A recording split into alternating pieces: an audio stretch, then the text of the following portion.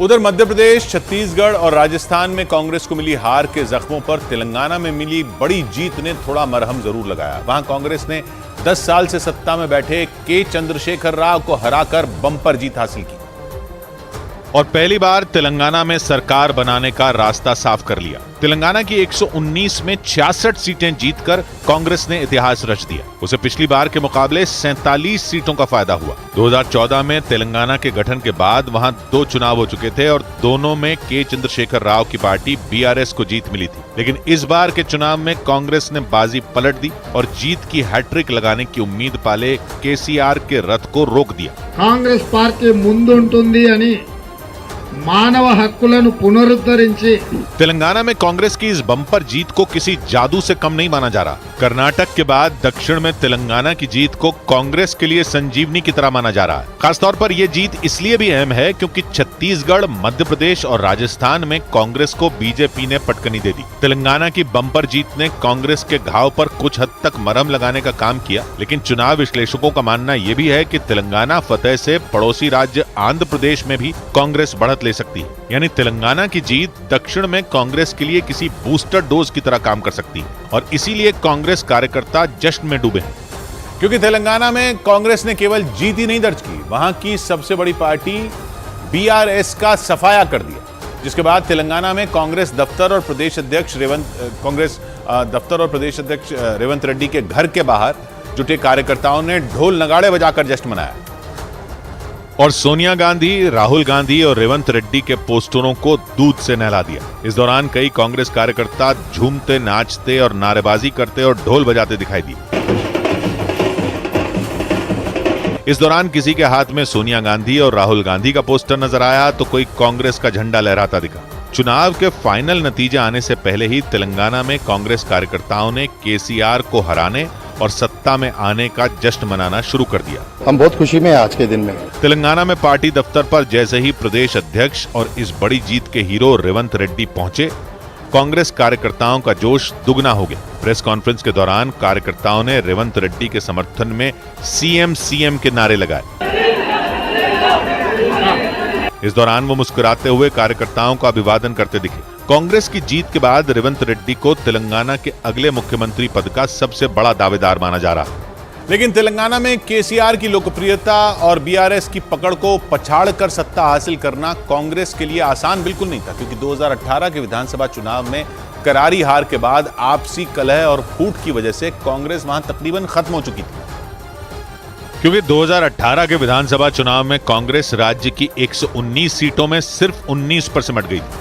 लेकिन राज्य में कांग्रेस के वजूद पर सवाल तब उठने लगे जब जीते हुए 19 में 12 विधायकों ने बीआरएस का दामन थाम लिया था। विधानसभा में कांग्रेस के पास सिर्फ 7 विधायक बच गए थे।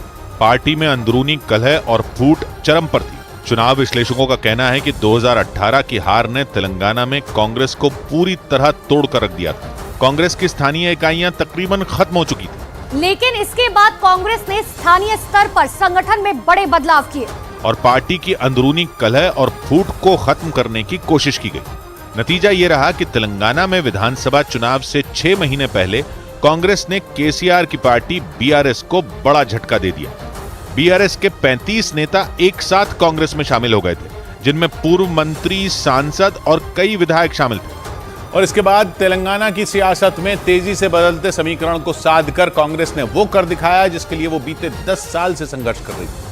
कांग्रेस के मुताबिक 2023 के चुनाव में जीत हासिल करके उसने केसीआर के 20 साल पुराने धोखे का जवाब दिया, क्योंकि कांग्रेस लगातार यह आरोप लगाती रही है कि केसीआर ने तेलंगाना के गठन के बाद उसे धोखा दिया था। कांग्रेस ने 20 साल पुराने धोखे के मुद्दे को इस बार के चुनावों में भी जोर शोर से उठाया था।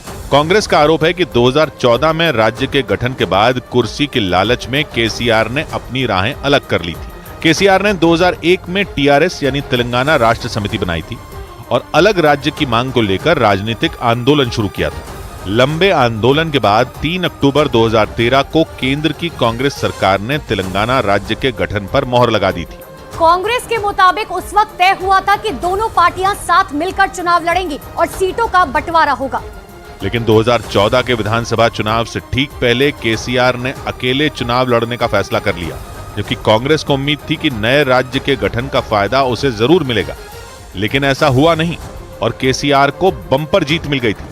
लेकिन जो कामयाबी बीते 10 साल में कांग्रेस को नहीं मिली थी, वो इस बार कांग्रेस ने हासिल कर ली। चुनाव विश्लेषक तेलंगाना में कांग्रेस की बम्पर जीत में राहुल गांधी की भारत जोड़ो यात्रा का भी अहम योगदान मान रहे हैं। चुनाव विश्लेषकों के मुताबिक पिछले साल राहुल गांधी की यात्रा ने तेलंगाना में कांग्रेस कार्यकर्ताओं में जान फूंक दी थी और उनकी यात्रा का असर इस बार के चुनाव नतीजों में साफ देखा जा रहा है। कांग्रेस का मानना है कि भारत जोड़ो यात्रा से तेलंगाना में न सिर्फ कांग्रेस कार्यकर्ता एकजुट हुए, बल्कि हार से हताश हो चुकी पार्टी में जान आ गई और 2018 की हार को भुलाकर कांग्रेस के कार्यकर्ता 2023 के विधानसभा चुनाव के लिए जी जान से जुट गए। राहुल गांधी ने तेलंगाना में 12 दिनों तक भारत जोड़ो यात्रा की थी।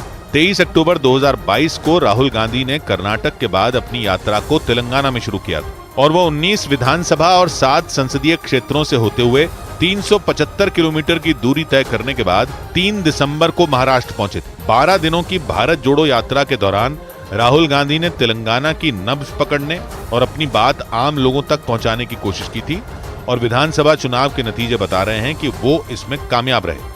और चुनाव विश्लेषकों का मानना है कि तेलंगाना में केसीआर की हार की सबसे बड़ी वजह वो खुद ही।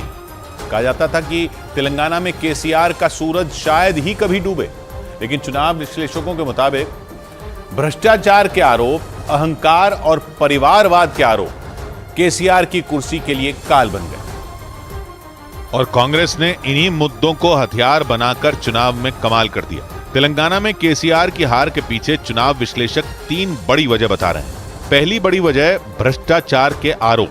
चुनाव प्रचार के दौरान कांग्रेस और बीजेपी ने केसीआर के खिलाफ कालेश्वरम परियोजना में घोटाले का मुद्दा जोर शोर से उठाया था। इसके अलावा दिल्ली के शराब घोटाले में केसीआर की बेटी के कविता का नाम सामने आने के बाद विरोधी पार्टियों ने इसे मुद्दा बनाया। चुनाव विश्लेषक केसीआर की हार की दूसरी बड़ी वजह परिवारवाद को बता रहे हैं। तेलंगाना की राजनीति में केसीआर परिवार के कई सदस्य दबदबा रखते हैं। कांग्रेस ने आरोप लगाया कि केसीआर ने अपनी बेटी, बेटे, भतीजे, बहन के बेटे और पत्नी की बहन के बेटे तक को मलाईदार विभाग सौंप रखे हैं। कांग्रेस ने चुनाव प्रचार के दौरान आरोप लगाया था कि केसीआर के परिवार के 4 लोग तेलंगाना के 60% बजट पर नियंत्रण रखते हैं। तेलंगाना में केसीआर के अहंकार और सत्ता विरोधी लहर को चुनाव विश्लेषक उनकी हार की तीसरी बड़ी वजह मान रहे हैं। और तेलंगाना में केसीआर की सियासी जमीन को हिलाने वाले रेवंत रेड्डी का नाम मुख्यमंत्री पद की रेस में सबसे आगे बताया जा रहा है। तेलंगाना में रेवंत रेड्डी कांग्रेस का वो चेहरा है जिन्होंने बहुत कम वक्त में कांग्रेस को जमीन से आसमान तक पहुंचा दिया और वहां के चंद्रशेखर राव की 10 साल की सत्ता को उखाड़ फेंका। कांग्रेस की बड़ी जीत के बाद रेवंत रेड्डी के घर के बाहर हजारों कार्यकर्ता जुट गए और उनके समर्थन में नारेबाजी करने लगे। रेवंत रेड्डी की अगुवाई में कांग्रेस ने बीआरएस को तेलंगाना की सियासत में जोरदार झटका दे दिया और इसीलिए तेलंगाना के कांग्रेस अध्यक्ष रेवंत रेड्डी का नाम राज्य के अगले मुख्यमंत्री पद के लिए सबसे ज्यादा लिया जा रहा है। लेकिन रेवंत रेड्डी के लिए तेलंगाना में कांग्रेस को रेस में लाना इतना भी आसान नहीं था, क्योंकि उनके कांग्रेस में शामिल होने और प्रदेश अध्यक्ष बनाए जाने के बाद कांग्रेस में अंदरूनी कलह शुरू हो गई। ऐसा इसलिए क्योंकि वो टीडीपी पार्टी से कांग्रेस में आए थे, जिसके बाद कांग्रेस के नेताओं ने उन्हें बाहरी कहना शुरू कर दिया था।